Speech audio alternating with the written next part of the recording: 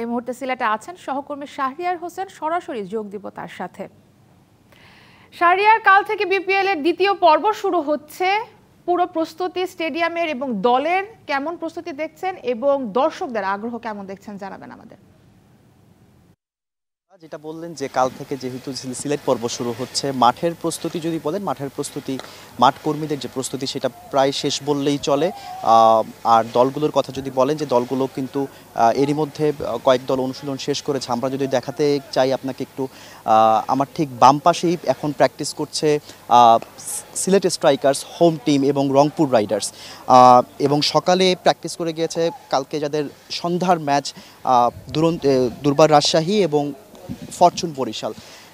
Practice প্রায় শেষ পর্যায়ে এবং সবচেয়ে বড় কথা, সিলেটের হোম গ্রাউন্ডে খেলা। বিশেষ করে সিলেট ক্রিকেটারদের খুব খোশ মেজাজেই দেখা গেছে।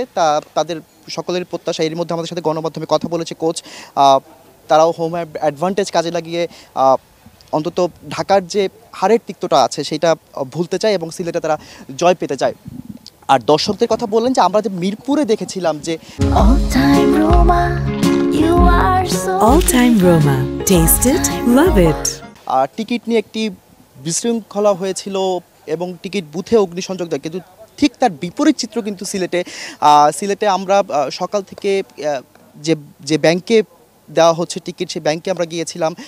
ওখানে কথা বলেছি ব্যাংক ম্যানেজারের সাথে এবং খুব সুশৃঙ্খলভাবে সবাই টিকিট নিচ্ছে, দর্শকরাও টিকিট পাচ্ছে এবং তারাও খুব আনন্দের সাথেই বলছে যে কোনো বিশৃঙ্খলা দেখছে না এবং কোনো সমস্যা নেই। এবং টিকিট বুথ যেটা আছে স্টেডিয়ামের সামনে, সেখানে কিন্তু বিকেলবেলা টিকিট দেওয়া হবে।